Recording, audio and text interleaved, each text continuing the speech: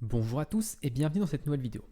Suite au bug de la dernière vidéo où j'avais eu un problème avec mes flash messages, j'ai ouvert un ticket sur le GitHub de Rocket pour en savoir un petit peu plus. Donc j'ai profité de cette vidéo pour vous montrer un petit peu comment faire pour poser une question de façon claire afin d'obtenir une réponse intéressante de la part des gens qui vont vous aider. Donc ça, j'ai beaucoup de problèmes en ce moment sur mon Discord ou par mail ou même sur les commentaires des vidéos YouTube. Beaucoup de gens qui posent des questions du genre « ça marche pas ». Point. Et donc c'est très difficile d'aider quelqu'un quand la seule information qu'on a, c'est que l'authentification ne marche pas. D'accord. Mais qu'est-ce que tu as testé? Qu'est-ce que tu t'attends comme problème? Quel est le message d'erreur, etc., etc. Donc moi, dans mon problème, je vous rappelle, j'avais le flash qui était un petit peu cassé. Et donc du coup, j'ai ouvert un ticket en expliquant un petit peu tout ça. Donc la première chose à faire que je pense qui est importante, c'est que si vous avez un GitHub, un Git, où vous avez votre code qui est accessible, n'hésitez pas à l'envoyer. Ça aide toujours de pouvoir regarder, on va dire, l'ensemble du projet et de voir, par exemple, même si on n'a pas tout copié-collé, tout le code, tout le contrôleur, peut-être que dans une partie du contrôleur, il y a quelque chose qui peut poser problème. Donc faire un lien vers l'ensemble du projet, vers le commit qui pose problème, ça peut déjà donner beaucoup d'informations à la personne qui va vous aider. Ensuite, j'ai reproduit l'erreur de manière isolée de mon projet. C'est-à-dire que j'ai essayé d'enlever tout ce qui concernait mon projet à moi. Donc par exemple, dans mon projet à moi, l'identifiant ici, le chiffre, c'était un link ID qui provenait du get, etc. Donc moi, là, dans mon issue, j'ai essayé de présenter le code de manière brute, on va dire, sans tous ces problèmes qui sont de mon projet à moi et que je sais qui fonctionnent. Donc j'isole le problème. Donc pour ça, je crée juste deux fonctions. Une qui crée un flash avec un identifiant en name, avec un toString, et puis ensuite un message qui est ici some very long text. Ensuite, je fais un dbg pour afficher le flash, et je fais également une fonction showFlash qui me permet, elle, de afficher le name et le message. Donc pour présenter du code aussi, même chose, quand vous êtes dans un éditeur qui le permet et qui autorise le Markdown, donc par exemple les issues GitHub autorisent le Markdown, Discord aussi, quand vous présentez sur Discord, ça autorise le Markdown, vous pouvez mettre le code de manière, on va dire, claire, évitez de mettre une capture d'écran, mettez plutôt du code copier-coller et mettez-le avec les 3 backticks. Donc vous faites un petit backtick sur votre ordinateur, alors je ne sais pas trop en fonction de votre clavier comment il se fait, vous mettez le langage à la suite et puis vous terminez par 3 backticks. Ça va permettre d'avoir la corrélation syntaxique et puis le code de manière, on va dire, lisible par tout le monde. Alors que les images, des fois, c'est peut-être un petit peu plus complexe à lire. Donc ça, n'hésitez pas à faire du code propre, à copier-coller du code propre. Ensuite, afficher le résultat. Donc le résultat, moi, c'était mon flash ici. Alors avec toutes les informations, ici j'ai copié-collé toutes les informations, même si je me doute que toute cette partie-là n'est pas très intéressante, parce que c'est toujours la même, et je vois rien dans cette partie-là qui me dirait qu'il y a un souci à ce niveau-là. Ce qui m'intéresse, c'est ici de voir que le name c'est bien 1 et que le message c'est bien some really long text. Très bien. Et ensuite, j'ai mon résultat pour la méthode showFlash qui me montre que le name ici c'est some really et le message c'est long text. Donc c'est là où on voit clairement le problème. Alors j'aurais pu être encore plus clair sur quel était le problème. Là, dans ce cas-là, je trouve que c'était assez lisible déjà avec l'exemple, on voyait bien.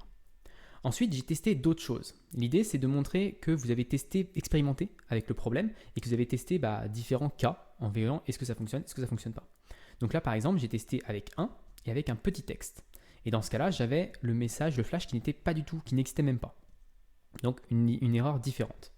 Vous regardez aussi, j'ai mis 3 petits points ici parce que c'était la même chose que ce qu'il y avait dans cette partie-là. Vu que je me doute que cette partie-là ne sert pas à grand chose pour la résolution du problème, je l'ai affiché une fois. C'est toujours bien de l'afficher une fois pour que la personne qui connaît le projet, elle puisse voir l'ensemble. Et puis après, j'ai mis 3 petits points parce que de toute façon, c'est la même chose. J'évite d'encombrer les logs avec des informations qui ne sont pas forcément nécessaires, qui sont une répétition. Si ça avait changé, là, j'aurais mis effectivement quelque chose d'autre. Enfin, j'aurais recopié-collé ça. Voilà. Mieux vaut être plus explicite que moins explicite. Ensuite, j'ai essayé avec 9, parce que j'avais essayé avec 1 et j'ai essayé avec 9 pour voir un petit peu ce que ça donnait si le chiffre était plus grand. Et on voit qu'il me prend plus de caractères. Donc, clairement, je me suis dit, il y a peut-être une idée entre le nombre de caractères qui sont présents ici et le chiffre que je mets ici. Quand je mets 10, là, cette fois-ci, j'ai plus rien. J'ai le message qui disparaît. Donc, je me disais peut-être que quand il y en a 2 caractères, ça pose problème. Enfin, en tout cas, il n'y a plus le même problème quand il y a 2 caractères. J'ai essayé également avec un A. Et donc là, on a aussi un autre problème. On voit le A qui est présent au début. Par contre, on est toujours coupé au bout d'un certain temps. Donc là, j'explique un petit peu le problème en disant ce que je veux faire réellement. Ça aussi, c'est quelque chose qui est important. Quand vous présentez un problème, généralement, vous présentez juste j'ai ce problème-là. Et puis, nous, on se pose la question pourquoi vous voulez le faire de cette manière-là. Parce que techniquement, mettre un 1 dans le name, je suppose, on va mettre un chiffre dans le name, je suppose que ce n'est pas une bonne pratique. Il y a sans doute mieux à faire que d'utiliser un petit peu cette façon bancale de faire. Donc si le mainteneur du projet peut me donner une solution plus simple que celle que j'essaye de faire là, techniquement ce bug-là, bon, je m'en fiche un petit peu. Même si il faudrait peut-être le résoudre, mais pour moi, dans mon cas précis, je préférerais avoir une autre solution que d'utiliser ça. Donc n'hésitez toujours à expliquer ce que vous voulez réellement faire également, l'objectif concret de ce code, pour qu'on puisse vous proposer des solutions alternatives s'il s'avère que ce bug-là n'est pas vraiment un bug, c'est finalement une fonctionnalité et qu'on n'est pas censé mettre des chiffres dans name. Ok, très bien, mais dans ce cas-là, expliquez ce que vous voulez faire, comme ça on va pouvoir vous proposer une solution alternative. Et tout ça, je l'ai fait pour rien. Globalement, quand vous allez faire décrire votre problème de manière très exhaustive, on va dire de cette manière-là, généralement ça ne va pas forcément servir parce que la plupart du temps, les problèmes sont assez simples et qu'on peut déterminer, on peut essayer de deviner, même si ce n'est pas toujours le cas.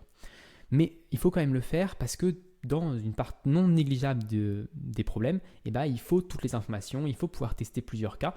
Et puis ça montre à la personne que vous ne gaspillez pas son temps. C'est pas ça fonctionne pas, résous mon problème pour moi. Là, j'ai montré que j'avais essayé plusieurs choses, j'ai découpé mon problème en plusieurs petites parties. Voilà, j'ai passé du temps pour essayer d'avoir quelque chose de propre et d'explicatif. Même si j'imagine que la personne, je lui aurais mis juste le premier truc, elle aurait sans doute deviné directement d'où venait le problème. J'avais pas besoin de tout détailler, mais ça montre aussi que j'ai travaillé et que j'ai fait un peu ma part du boulot, que je suis quelqu'un de bonne volonté. C'est vrai que des fois, quand on a des gens qui posent des questions un peu abruptement, ça donne pas forcément envie d'aider. Donc là, il m'explique qu'en fait, quand il encode le cookie, il encode avec la longueur de la chaîne de caractères du nom, puis le nom, puis le message. Donc dans mon cas, par exemple, si on prend le cas le plus spécifique, qui est le 1A, dans ce cas-là, il va afficher 2 au début, ensuite il va marquer 1A, et ensuite il va marquer some really long text. Et ensuite, quand il va le décoder, il va lire 2.1, donc 21, donc il va croire que le name c'est 21 caractères, donc il va prendre A plus 20 caractères à la suite, et ensuite il va mettre la suite du message qui est là.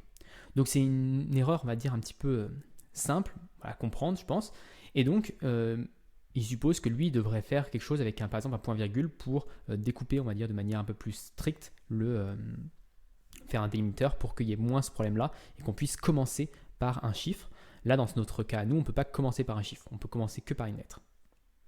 Donc il a étiqueté ça comme un bug, parce que c'est vraiment un bug. Par contre, je lui ai redemandé s'il avait d'autres idées, parce que moi j'avais besoin d'un chiffre en name pour mon problème. Donc je lui ai demandé s'il y avait d'autres idées. Je lui ai proposé une solution en disant que peut-être qu'il fallait que je sérialise juste en JSON. Et il m'a dit oui, ça fonctionne, très bien. Mais il m'a aussi dit, le plus simple pour toi, c'est sans doute de mettre juste un 2 points, ou mettre un caractère séparateur, et puis mettre l'identifiant en premier et le texte en deuxième. Donc ça, c'est une solution qui me paraît très simple, qui ne nécessite pas de faire du JSON, et donc qui sera sans doute ce que j'avais implémenté dans la prochaine vidéo. Donc voilà, et puis j'y remercie encore à nouveau la personne, parce que c'est toujours bien de remercier les personnes quand elles vous aident. Donc voilà pour cette vidéo un petit peu spéciale dans cette série, mais je pense qu'elle peut être utile à beaucoup de gens, parce qu'il y a beaucoup de débutants sur cette chaîne, et j'imagine que vous posez souvent des questions sur des forums, sur les commentaires YouTube, dans le Discord, dans mon Discord sur Laravel ou sur d'autres sujets. Et donc c'est vrai que voilà, apprendre à bien poser des problèmes, ça peut vraiment vous aider et ça peut rendre les gens qui veulent vous aider plus efficaces. Merci à tous ceux qui ont suivi cette vidéo, j'espère qu'elle vous a plu. Et si vous a plu, n'hésitez pas à vous abonner et à la partager. Et moi, je vous donne rendez-vous très rapidement pour la suite de cette série sur Rust et Rocket.